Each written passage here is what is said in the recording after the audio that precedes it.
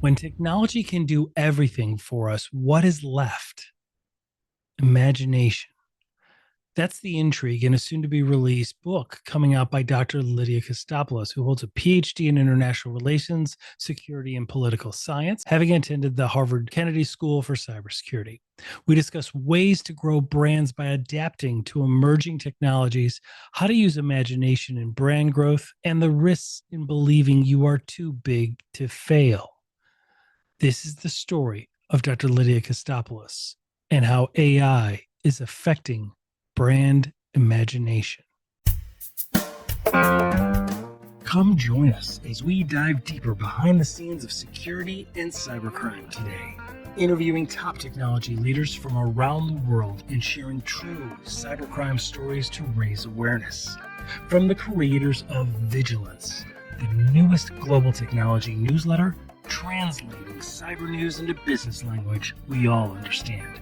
So please help us keep this going by subscribing for free to our YouTube channel and downloading our podcast episodes on Apple and Spotify so we can continue to bring you more of what matters. This is Cybercrime Junkies, and now the show.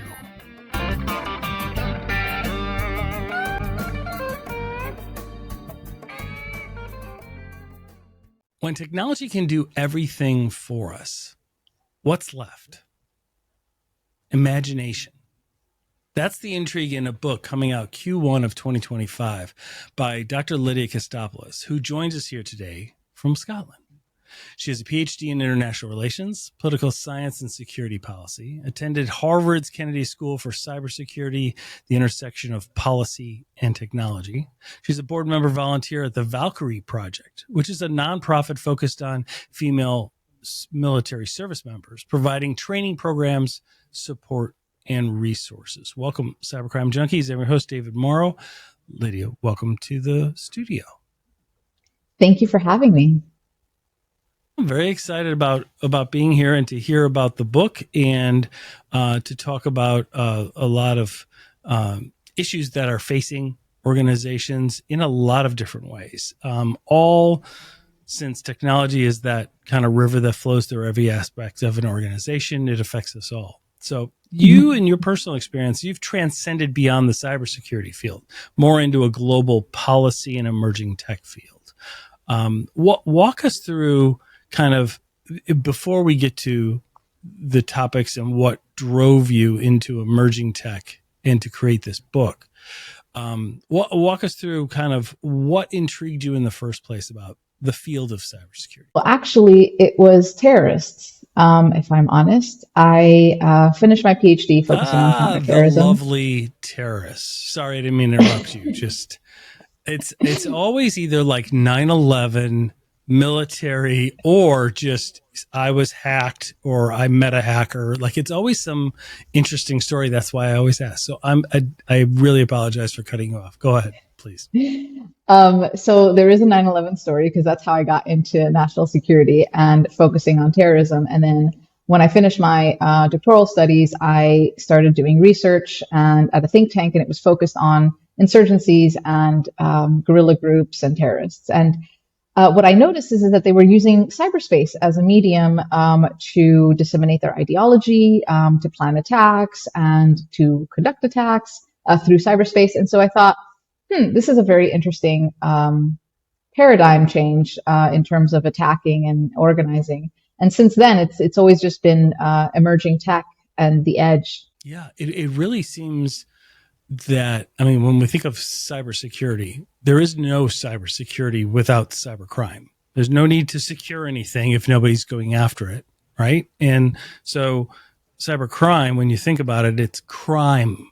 Like people really try and make it this esoteric, very complex thing. And the technologies can be complex and the organization of it.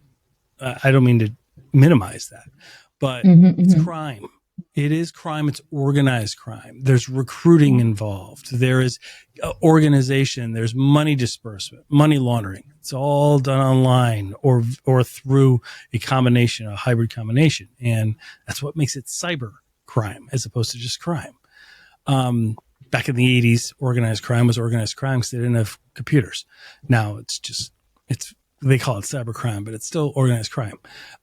Here's my question. So it's used for a lot. When we think of cybercrime, we think of cybersecurity.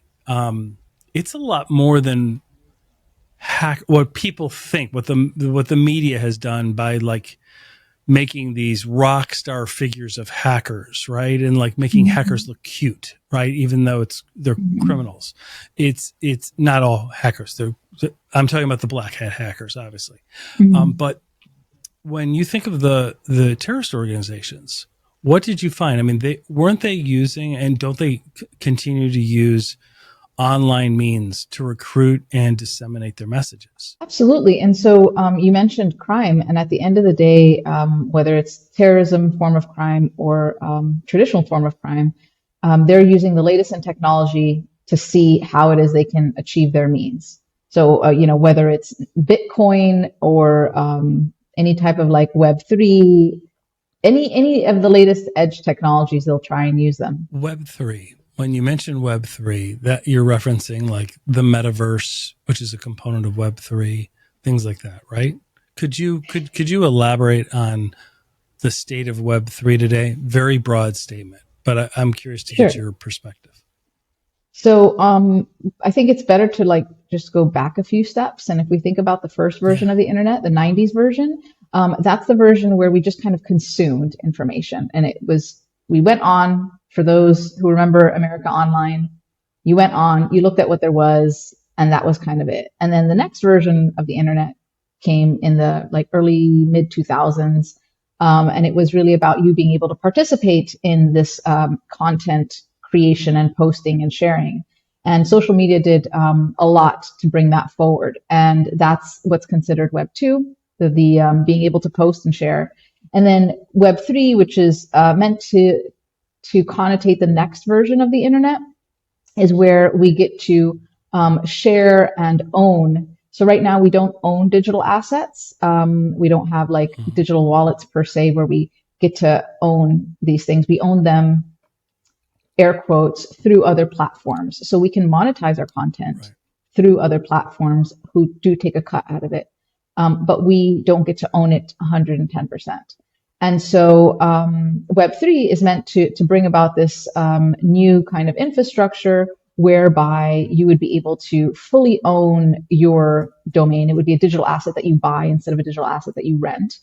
And also where there would be digital currencies, ways to pay through digital currencies. And what I mean by that is it's not just the cryptocurrencies such as Bitcoin, but it is also the CBDCs, which is the central bank backed digital currencies. So it would be a digital currency backed by a government. And so, for example, China has been experimenting quite a bit with their digital yuan. And so in that, when we think about that, we've seen, and we've had people on this show that have talked about the metaverse and how to capture that ownership, right? Because I think that's a way of Web3 that people don't really think about. When a lot of people think of Web3 and the metaverse, it seems like they believe it's like the Facebook VR version where we're walking around with avatars, and it's basically like a video game that's going to take a long time. And it was very popular a couple of years ago, a little bit less mass adoption now, but it seems to be there's going to be a resurgence as they start to see it the way you just described.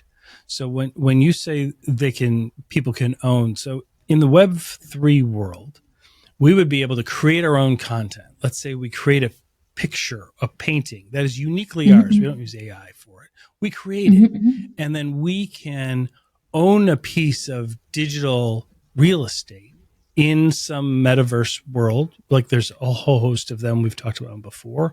And then we could display that, or we could sell copies of it, right? And we would own it. Like it would actually be ours, as opposed to we're paying YouTube or Facebook the right to post this on their platforms. Is that a simplistic version of it? Yes, I think that it would be good to talk about the infrastructure of it all. I think that's how it can make more sense. So Let's. Yeah. I think the metaverse, first of all, is a term that's kind of hard to understand because everyone seems to have different definitions of it. But ultimately, I think Hmm. 3D website is a good way to kind of explain it in very simple terms. 3D website. Yeah. But let's go back to like the infrastructure part and the digital assets. The example I think I want to use to illustrate this is Improbable. They are trying to build the infrastructure of metaverse spaces and metaverse worlds. So if you think about it, Facebook is kind of like a world, and so is Instagram and all these others. And we're not able to interoperate between them. I'm not able to cross pollinate my picture, my profile from LinkedIn into Twitter or into Instagram. I have to manually do each one. But if you think about how Correct. when we sign in, there's many options when you like go to a website and they say sign in using your Google ID or sign in using your Facebook ID. That's Mhm. like letting you use a different identity. So to bring your own identity, so to speak, and you're able to Right. sign in using those credentials. So what Improbable is trying to do is they're trying to do that for the 3D website worlds. And they're trying to create a way where you will be able to take your avatar and just like go into other worlds with your avatar. You don't have to create a new one, no new profile, no new clothes for your avatar or anything like that. You're just there.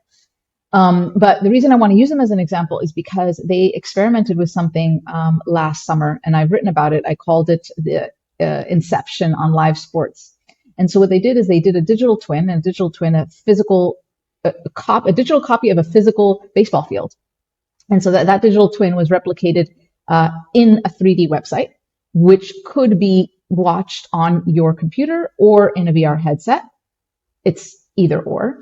And Hmm. they created the game exactly the stadium as it was, and then the game was live as it was playing. So instead of watching it on TV and you watch actual humans in the 3D website that they had digitally twin created the stadium, they also had a digital twin of each player, and each player, their Oh, that was avatar was actually playing in. Oh, live. that was actually playing on the live field. They had created a digital avatar of each one. So you were actually watching the Yes, actual game that was going on in the yes, physical realm. yes. So you're watching it Wow. Oh, live that's fascinating. broadcast with avatars. And so the stadium was exactly replicated the same. So you would get your seat and you'd be able to go and sit in your seat. But then the very interesting aspects here is that it creates a whole new paradigm for digital asset sales. And so like, you could sell a digital jersey, but you could also buy a real jersey online. You could do both at the same time. But you could buy a digital jersey, a digital cap, and then you The are able ball to also field. interact. Yeah, the ball field could. Oh, yeah, it becomes a 3D website then. You can have a store where you can walk Yes, around and see in exactly. 360 all the different Exactly. jerseys, all the different hats, and Yes. you could perhaps buy a physical one that you can have, right? Or It'll you come to can your home. buy a Yeah. digital one. Yeah. Yeah, or you can buy a digital one and keep it in your digital wallet. Right. And you would be able to sell that That's to other fantastic. people. So, Yeah, for example, if they had right. like a commemorative first time ever digital live broadcast baseball game cap, and there's only, Right. a certain amount of them, and you bought that, like that's something that you can sell. But then another thing that's really interesting about digital assets is that you can also create an NFT version of them, which what that does is it creates you can have a contract in it. And it's assigned, let's say, to your digital wallet. And when that happens, you are also able to be the beneficiary of other things should that brand that you bought the cap from want to give you free stuff. And so it's as if like you've subscribed to something and all of a sudden you get freebies in your inbox, except for your inbox would be your digital wallet. And then you would get free digital assets. And I can give you an example of that. And that was Damien Hirst. He's a famous British artist, and he sold some NFT art, and people who bought it later, a few months later, received an airdrop, which is just basically him putting stuff in their wallet of other art as well. But all of that has value and it can sell.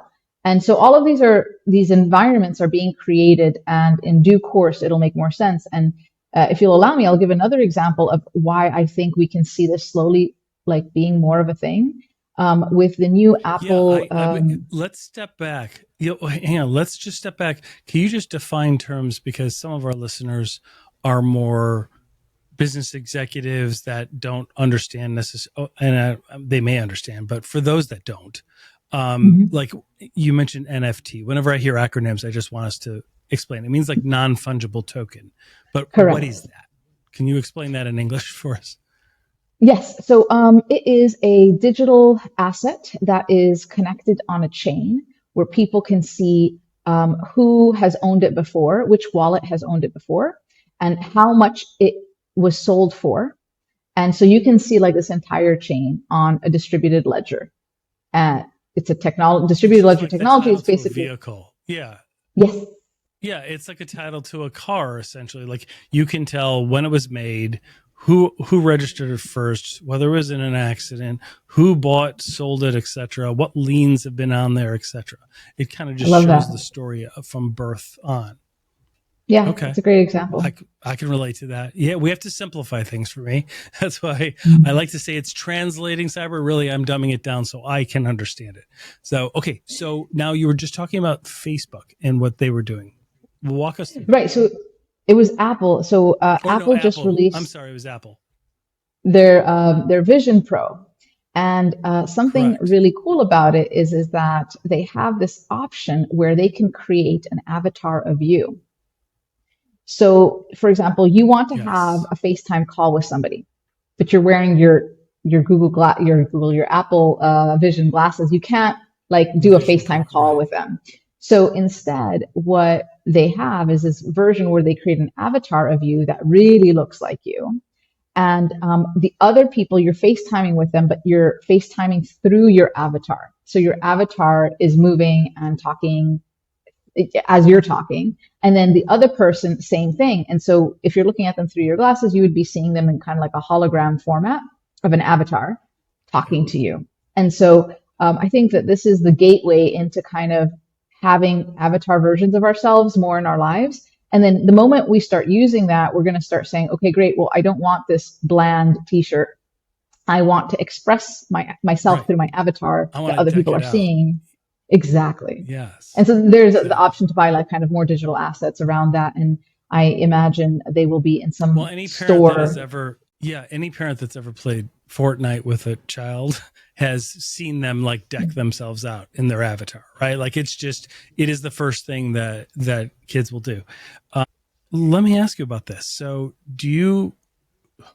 what's the impact behind this? And is there a plan for more of this? You said, what was the organization that created the live digital version of the live baseball game?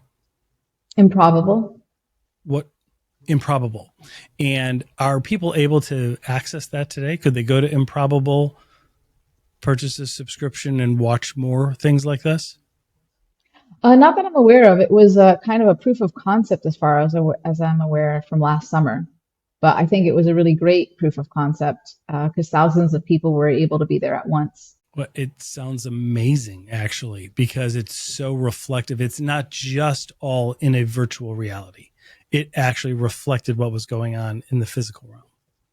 Mm-hmm. So let me ask you this. There are other metaverse worlds, right? There's decentralized. What are some of the other ones? I think it's but you also see like brands are Decentraland is like the one I think that you were mentioning before, but I think that there's also different smaller versions, not big platform ones, where brands are experimenting with their own kind of mini 3D website. Correct. To kind of explore how people want to shop. Right. Yep. Yeah, a lot of law firms I've seen, and when you go into these worlds, you're basically walking down a street and you can go into a store and see 360, and they have law firms there. You can go in and you can literally talk to somebody, set up an appointment, ask certain Q&A. There's I think Snoop Dogg had a whole like big place there where he had music going and stuff. There's a lot of different worlds out there. My question to you is, what are the risks there? Like, will this be this is going to sound such an obvious question. Will this be a challenge to secure and to keep secure? I would think it would, because of a couple different things, right? Securing the transactions, I would hope, could be made relatively secure. Would you say? Well, do you have any concerns over the purchase of NFTs, the transaction through digital currency? I would think that could be secured down, since it's tied to some type of blockchain or something. Well, I think there's many moving parts. And just like any other kind of like digital transformation, digital modernization, there's different endpoints, there's different third parties, and all of those need to be secured appropriately, as makes sense in each person's kind of environment. There's cloud components. So I mean, there's many moving parts here, is what I'll say. And so the moment you have more parts, there's more to secure. Absolutely. And then in terms of protecting our identities, do you feel this will help evolve us, or would it create another layer of risk? In some ways, as I think about it in first blush, I would think that it could help us, because we could literally solidify our identities and own it, right? We could be the sole keeper of it and bring it wherever we go. What are your thoughts? So I think my thoughts are yes and no. So yes, when we have self-sovereign identities, we can control them. However, we still need an interoperable infrastructure, a system where we all agree. So for example, when I send you a PDF, you receive the PDF and you can open it. You know, when I send you an email, it's a format. We need to have similar ways that we all agree we're going to communicate in terms of how we exchange our identity, how our identity is preserved and stored. And I don't know that we are there yet internationally in terms of like finding a way to accept that. And then obviously government involvement is needed to be able to recognize self-sovereign identities. Because right now it's the government that gives us an identity that we like our ID cards. Right. And then on the internet, we've got, you know, Facebook and Microsoft who give us other identities, including Amazon as well. But then the side that I would be more concerned about is really the rise of deep fakes around our identities, because when you're able to copy somebody's voice and somebody's face and have it move in certain ways, and I think then we're already living kind of in this space of like what's real and what's not. And so I think we need to find new ways to be able to kind of like verify, validate, and explain like that's us, that's not us, but also to be able to understand that's not them, that is them. So I think that we need to be more proactive about how we think about that individually, but also as organizations. So yeah, and the concern for deepfake is real, because the technology just in the last few months has advanced so quickly, and there was the incident. I don't know whether you were aware, the incident of the financial institution in Tokyo. It's an international institution, but in Tokyo, the CFO over in the UK had purportedly sent an email about a secret transaction. They needed them to wire $25 million, the equivalent of 25 million in US currency. They said no, they found it a little bit suspicious. So they called a video meeting, and there was 7-8 people on the meeting. Every one of them was deep faked except for the mark, except for the target. And the target was able to ask questions, but they manipulated the conversation, and they were on video as well as audio. And some of these people the mark had known and said it was identical. The face, the intonations, the pauses, the little idiosyncrasies, it was identical. And that is where we cross a point of potentially no return, where we're going to have to verify in another independent way who it is that we're actually speaking. Well, I mean, this is a great opportunity for the digital identities to come in. so that you have Yeah, like a digital it really fingerprint is. that other It people can't creates that replicate. void. Yeah, it really creates that void, doesn't it? Hmm. Yeah, that would be very good. In your work in emerging technologies, what is some of your work involve? I know that you do consultancy through Abundance Studio, you do strategic advisory services for leaders across various industries. What can you walk us through? What drove you into emerging tech and what it is that you're seeing that would be of interest to people that um, want to know about the evolution of technology because it's involved. Yeah, so basically, I help organizations understand how emerging technologies converge and what it means for their market and their competitiveness. But what I would want leaders to understand is that technologies are not happening in a silo, that they are converging with others, and it creates new value propositions. And that I think we need to have what I call convergence literacy, where we need to be more knowledgeable about how technologies mix and match together and how they create new value. And so, for example, it's not just AI, but it's then AI mixed with robotics or, everybody's different kind of process or technologies that they have. It can be bettered by that. And it's like, well, how do you put those two together? And then also to understand that we're living in exponential times. And even myself, even though I'm like looking at exponential technologies every day, I find it mind boggling to deal with exponential numbers. And so exponential numbers are, for example, 30 linear steps. If you were to take 30 linear steps, you would be 30 steps in front of yourself. However, if you were to take 30 exponential steps, you would be 26 times around the world. And so when we try to understand how AI is improving, it's very hard to anticipate. And even people who are at the edge of AI advancement today have a hard time understanding what's going to happen in 5 years.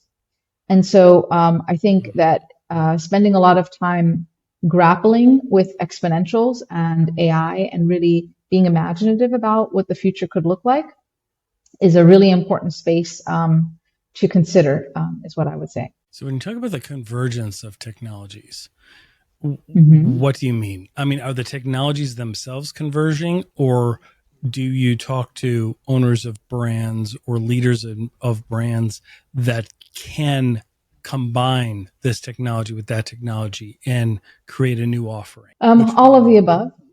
So I'll give you Oh, an all of example. the above. Okay, makes sense. I'll give you an example from a client I had. They are in the packaging industry. And they said, what does the future for us, look like? What are some kind of like ideas, strategic areas we need to explore? So we did an exploratory futures workshop, and I said to them, all right, let's look beyond like what we already know, the advancements in material science that help packaging kind of detect all kinds of things from spoilage to humidity to whatever. I said, why don't we look at how other things, other technologies are converging in this market space? And so I said, the vertical takeoff and landing industry is really booming. And I said that, so vertical takeoff and landing is basically like a helicopter that takes off vertically, but it's like your air taxi, so to speak. And Right. I said, they're going to need packaging solutions as well. And, what would you think about for this space? Who's looking into it and, what kind of types of packaging will be needed? And, one person said that, oh, that's like kind of far away. And so in that same conversation, I pulled up a website of a company that was dedicated to, vertical takeoff and landing cargo. And I said, well, here you go. Cargo. There's many reasons why Right. you would need, Yeah. a small kind of distance cargo transfer. And then separately, I said, also in terms of the circular economy, there's other kinds of ways to involve society. And I brought in kind of some macro trends around social isolation and the loneliness pandemic. And I said that there's ways that packaging can also be a part of this trend in a positive way. And for them, it ignited a lot of passion that they have for what that company means for society and how they've helped society. And so it was a great kind of like way to converge macro trends and then like other technologies and mash them up together. To help them And almost, yeah, to almost help them rebrand themselves, right? Or to yeah, think about their own brand and their own offering in a different way. exactly. Exactly. and where they want to go moving When you forward. mention, yeah, yeah. When you mention that, it just reminds me of what Steve Jobs pioneered back in the day. When you open up an Apple device, right? You know, you used to get, back in the day, you used to get a Windows device. It came like in a brown bag or some cardboard box. You would like rip it open, throw all the junk away and whatever. And, you know, Apple and Steve Jobs made it an event, right? They made it Instagram worthy, where you, like, every single thing is peeled off. It's design. It presents itself. It opens up a new layer. That's done on purpose, right? It's done because they're not there with you. Right. And it's reminding you that you made a great purchase, and it builds that brand loyalty. I mean, there's a reason why people waited in line for hours for the iPod and not the Microsoft Zune. Right. I mean, it was kind of, there was a reason behind it, right? Because there was, it was the go-to-market strategy. It was how they did that. So that ties me into your book. So the imagination dilemma. What does that mean? What does the imagination dilemma mean? So the imagination dilemma. Mean? Like, why? Yeah. So I think many in your audience will be familiar with the book, The Innovator's Dilemma, which came out in the 90s, and it continues to be a bestseller today. And it's Clay Christensen's big thesis around why companies fail. And, you know, he's not the first to explore this topic of, you know, the challenge of staying relevant and staying competitive. But so his main thesis was is that they weren't able to innovate because they were successful and they were not able to kind of step out of their success. And so they failed. And so the imagination dilemma is meant to kind of look at the exact same problem set, but look at it from a different lens. Instead of the innovation part, look at it from the imagination part, and say that basically it's a lack of imagination for not being able to imagine the future, imagine their market in a different way, but also imagine themselves differently. And I think ultimately that's the most important. This is why I always ask my clients, what are you in the business of doing? Because it makes such a huge difference. And the example I give to explain why it's so important is Kodak. And I say that Kodak thought themselves to be in the business of film and print photography. And so if that's the lens in which you start your strategic planning and your investments and, you know, looking at your market share, then you are looking at the market share for film and for print photography, and you are looking at the emerging technologies in film and print photography. However, if you saw yourself to be in the business of memory preservation, your aperture would have been much bigger. You would have looked at how are people storing their memories? How would they like to preserve their memories? And this, you know, would lead you into the digital asset NFT space. It would even lead you as far as the companies who are preserving brains, literally when you die, to somehow upload them in the future. It takes you to many different places when you see yourself as being in the business of something different. That's amazing. So, and that's exactly a struggle that a lot of brands that we recognize that seem to be decaying, it's a challenge that they're facing, right? They're like, well, we're in this space. It's like, well, no, that's what you do. That's where you've had great success in the past, right? That's what you do. That's how you execute today. But what, take a couple steps back. What really are you doing for the public, for society? What value are you actually bringing? And then open up your aperture, and you'll see that there are various other places to invest, R&D, other products. Like there's a whole bunch of different, that would all be on brand still, really? Because when you define yourself as memory preservation, then having a Neuralink adoption strategy, right? And having things that can really, right, that they can really play a key role, and it's still on brand because you're in the role of, you're on the brand of memory preservation. That's fascinating. That's great. So what got you to want to write the book? What's the void? Like, what was the spark that said, I need to get this down. This needs to be codified? It's because, so I work with emerging technologies, and a lot of them are sometimes hard to understand, and some of them are uncomfortable. And I have found thankfully not all the time, but enough times that made me want to write this book, where I would come across people who would refuse to accept new technology, refuse to accept the coming changes. And I think this is a lack of imagination. And I think that that lack of imagination is detrimental to business continuity, business success, business competitiveness. I mean, and you don't have to be a business, your organization, you can be a nonprofit, you can be a government entity. It is still the same point. If you can't imagine and have an open mind to how things will change. Like many years ago, there was some luxury brand for cars, like sports cars, who said that they were never going to do electric, that this was ridiculous. And it's just a lack of imagination, that it's like, this is coming, this is a thing. And so they couldn't imagine themselves, they saw themselves as this, traditional luxury sports car brand that has to have, the engine, the internal combustion engine, and it has to roar and it has to make this noise and whatever else. Instead of saying that, we're in the business of, sports cars that are at the edge, that the technological edge, instead of saying we're going to make sports cars the way we always have. And it's instead of understanding that change is coming, but not just like from a technology perspective, but also from a social perspective. So for example, you talked about the unboxing of Apple boxes. Today, though, I think that there are some people who would find that to be environmentally concerning, that our unboxing experience shouldn't hurt the environment.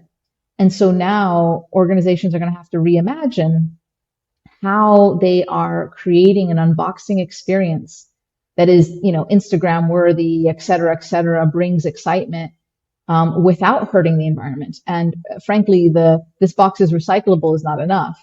And so I anticipate there's going to be augmented reality kind of angles that'll make it way more fun and things like that don't have to hurt the environment. Excellent point there too, because that really is the next evolution of the packaging and the delivery, as so many people are remote and they don't walk around malls as much as they used to. Yeah. And I've seen that there are certain technology products and other products for the home that we've opened up, and there's been a virtual component to it. Like the packaging itself was fine and it was all recyclable or made from recycled whatever, but then you had a QR code or you had something, and then it walked through a video, it kind of showed you it in action, and it really presented it had a very similar effect, right? It really did. I mean, I was referencing kind of back in the day, 20 years ago, 25 years ago, when Apple would be doing that, right? And at a time when that wasn't common. And now you even see, now even Windows devices and Dell devices and all of those, they all come with a nice presentation when you get it, because I think the response has been good.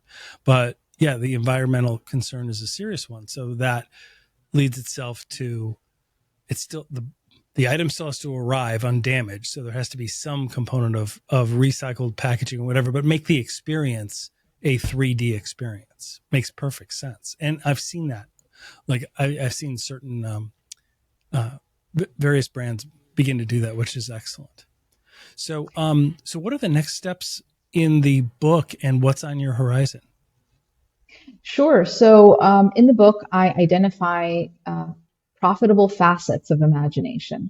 And there's going to be many case studies of companies which are categorized within these facets. So for example, one facet is convergence. So convergence grandmasters, one is NVIDIA, who are able to understand the convergence of technologies and imagine what could be.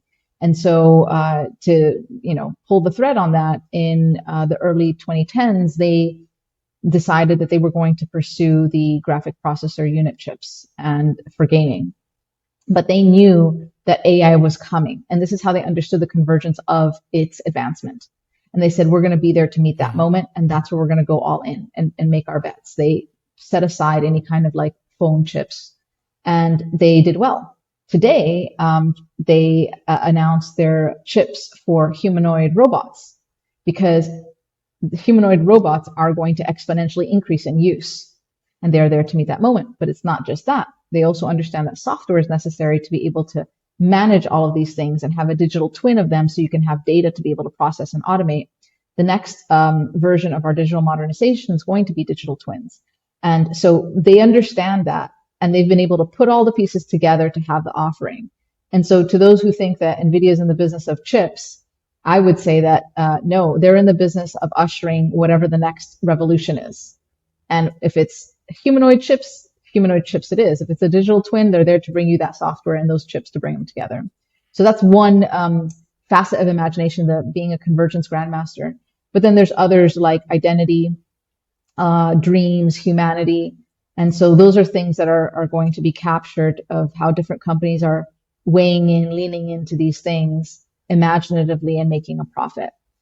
So that's what's to come with the book. That is absolute cutting edge. So let me ask you this, for those that might be listening and not watching, when you say humanoid robots, what are they supposed to picture in their mind? So like, a robot? When you're talking about, when you mentioned they were looking at and developing humanoid robots, like what does that, is that the robots in factories that walk like humans? Is that what you're talking about? Yeah. Or is it more the robotic process automation? So first of all, they are not making humanoid robots. They are making the chips that can be used in humanoid robots. So that's even a bigger market. And so what that looks like is, so it could be a robot that's kind of a human size and has arms and machine vision, obviously, in what would be the head kind of part. That is probably going to first be used in factories. The idea is for some factories, such as car factories, where robots would entirely be making, some of them would be in a human format, 2 legs, 2 arms, etc. And then others would be kind of the big appendage arm, doing things and pulling things around. And then there's others that are used right now in Amazon, which are the floor robots. They're not humanoid robots, but they're the floor ones that are like square and they like lift things and move them around. Right, and they zip around really fast. Yeah, and they yes, really but fast. Then also for food, cooking, and there's already some robots for making burgers and things like that. And so more and more, we're going to see them start to replace human jobs in these kind of environments. But then eventually the idea is to have them at home, where at home they would be helping cook or helping put things away, etc. And there's some demos now of, putting dishes from the sink to the countertop and stuff like that. But I think it's a space to watch. Well, and what effect do you think this will have on people's ability to be employed? Right? To me, I know people are always afraid, robots are going to take my job, but I don't look at it that way. I just look at it as a new skill set. No, we might not need you to lift the box, but you can learn how to control 5 things that are lifting 20 boxes and actually earn more money, right? Like it's that type of involvement. What are your thoughts? What do you see things at an international macro level? So I'm curious to get your insight because we hear that feedback a lot. And that's a fair feedback. So I was commissioned by the international standards body IEEE to write a paper on what the differences are between human characteristics and machine capabilities. And ultimately, like I guess if you had to pick one thing, it's our curiosity, that they don't have that we would have. But to like drill into your question, I think that more technology brings us more work is what we've seen. And there's some people who say, oh no, but this time it's different. Well, let's put that on hold for 1 second. Let's talk about how it has been true. When the calculator came about, we didn't lose mathematicians. We just needed more mathematicians to crunch more numbers. And the same thing with artificial intelligence is that we have artificial intelligence and we can use it with understanding genetics, and they're using it for drug discovery. Something that would have taken years and decades now takes minutes, days, months to do. And what that means is that we're going to have more solutions to many more diseases and many more problems that we have. From a physical perspective, yes, there's going to be some, and AI software perspective. I mean, there are some jobs that won't be as necessary, but it is, I think, the responsibility of organizations that start to weave them in, to start to think about what it means for the people that they have and want to keep, and the people that they want to let go. And then individually, we have to ask ourselves, how is emerging technology affecting us? And not to believe that it wouldn't affect us. So for example, for me as a strategist, I look at, what can AI do? And I have to articulate, like, what is it that I do that's different that an algorithm can't do? And I think this goes back to the thesis of the book, which is, when technology can do everything for you, what is left is imagination. And so right now, I mean, you can even design your own home. There's an AI called Virtuous, and it's by Icon, and it just came out, and you can design your own home. It'll give you the floor plan and everything. So you might say, I don't need architects. And it's like, yeah, you could design it, but don't go straight away to 3D print it, because there's things you don't know that an architect knows. And so now an architect can, and a civil engineer could help people as they design. 3D designed house, yeah, you put that on real land, and you haven't taken into consideration all of the topography and everything else, then you're still going without the proper skill set. Yeah. So for example, like an example that I have right now, I am going to be doing some decoration, and I had a professional painter come, and we talked about what I wanted to do, and he said, all right, you're going to need this type of paint for that wall. You're going to need this type of paint for that door. But as I'm looking at your door, I'm going to need this other type of paint undercoat so that the gloss that you want is going to look right. Like, I mean, I don't know this. I don't know. I just think, oh, this is the color I want. And I have no idea about like all these other intricate things that an expert would know. So the same thing with an architect. Even if the AI could like give you your exact specs that would be civil engineering sound, you would still need to talk to an architect to run you through, like, okay, do you like sunlight in the morning in your bedroom? Because if so, we would need to tilt the house like this. There's all these other things. And so this is where we need to be more creative and a bit more aggressive, frankly, about talking about our value and what we bring to the table. It's a great point, because the actual manual labor part of doing the draft, that could be done by machine, sure. But the context of what to do, when to do it, and have the human to human discussion so that it has this result, that can never really be replaced, because it's subjective. It's what you may like, somebody else may not like. There isn't a black and white version. And so, especially when you're talking about art and homes and education and things that there's always going to be a human component. But the manual, it's the reason we don't sit here with the typewriters with the double-sided where you had to put in two different pieces of paper, and you had the ribbon so you could type it, and then you can have two copies, right? You're like, that was a huge advancement. And you're like, yeah, but like, just because we did this didn't get rid of, like typing skills. Like, you still have that. It's just, what context do you need it on? Now you don't need to physically do the two copies. You could literally just copy and paste. But that didn't kill a job. Like, that part doesn't kill a job. It's just an evolution. That was probably a terrible example. But I thought maybe I should also give, because those were two physical examples, the painting and the home. But to return back to like non-physical examples. So for example, my job as a strategist, and then somebody else's job, for example, as a creative ad agency. So with a creative ad agency, in essence, because I delivered a presentation for a design creative agency studio that was worried about ChatGPT. And I said, at the end of the day, your job is not making ads. Your job is not, designing graphics for ads. Your job is, you're in the business of cultural fluency and effective communication. And so the algorithms and all these other things can help facilitate you storyboard and get there faster.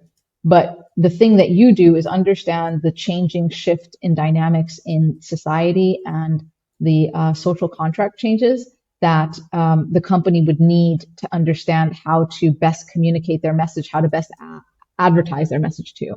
And then for me, with strategy, I'm looking at it from a tech convergence perspective, exponential and macro trends, climate change and all of that.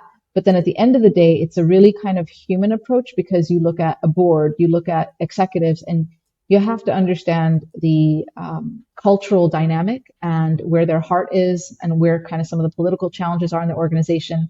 And so it's not just like hey, here, it's really, you really need to get a lot of people involved when it's around like strategy and ideation. And so it's facilitating, I guess, a space where these ideas can safely be talked about and thought through. And that gets to the heart of the imagination dilemma, doesn't it? Because what you were just talking about the ad agency, they were concerned that AI is going to harm their business, harm their revenue, right? Perhaps result in job loss, career damage. But you had to have them take a step back and realize what you do today is design an ad, and AI might design an ad, but what they can't do is help organizations through effective communication, cultural fluency, right? Like understanding, to be able to ask the questions of your client, to understand the culture and the communication that needs to be resonated by the recipient of that advertiser. And it requires compassion. And then, and to evoke emotion when they see the image, like all of that, right? If you prompted AI to do a task, it can do the task, but it can't do what you're doing. But they didn't see it that way. It was a natural fear that a lot of organizations have. So this really is a call to action in light of AI and deepfake and everything, for organizations to really reimagine what it is that they do. Is that a fair statement? Reimagine what it is they do, but also reimagine how they're going to protect their economic moat, how they protect their competitiveness. It's just not enough to reimagine what you do. It's also reimagine how you're going to protect it. And I always say that it's important to look at the edge of every market and every industry, because the edge becomes center in some way or form at some point in time. And how do they go about doing that? Like what are some of the, what's a sample, just one, of like a way that you've not only helped an organization reimagine what it is they do, like you gave the Kodak example, right? Or the advertiser, advertising group, but then how do they protect their competitiveness? So first thing, that's the first, is what are you in the business of doing? Because that dictates to me how I'm going to approach it. So again, with Kodak, if you're in the business of film photography, and I will then say, great, let's look at, how that's improved, and let's look at the edge of that market. Are people, what are the ways people are looking at analog, et cetera. But if you told me that you're in the business of memory preservation, then I would, look at the edge differently. So I always spend time working on what are you in the business of doing, because then it tells me what edge I'm looking for to bring to them. Right. And then you look at the emerging tech and the edge of that emerging tech and say, what is your competitive advantage or disadvantage that you need to work on to become competitive in the context of that edge? Exactly. Excellent. That is great. Well, thank you so much for your time today. This was a really, really interesting topic from a macro international view for a lot of the topics that we've been talking about for 2 years. This is really, really insightful. So we really appreciate this. And will you consider, is it too much to ask that you consider coming back after the Imagination Dilemma is published? Yes. Give it consideration. Yeah, let's do that in Q1 when it's out. Yeah. Well, that is fantastic. Well, best of luck wrapping that up. I know we've had a lot of authors on here, and book publishing is quite an ordeal. There's a lot to it. So you can't just go onto an AI app and just have your book published. I know there are a lot of companies, you see those ads out there, but basically you'll just have your work in a PDF, it looks like to me, as opposed to an actual publication that resonates with the world. So thank you so much. We appreciate your time and the insight. Thank you very much. If anybody wants to follow the updates,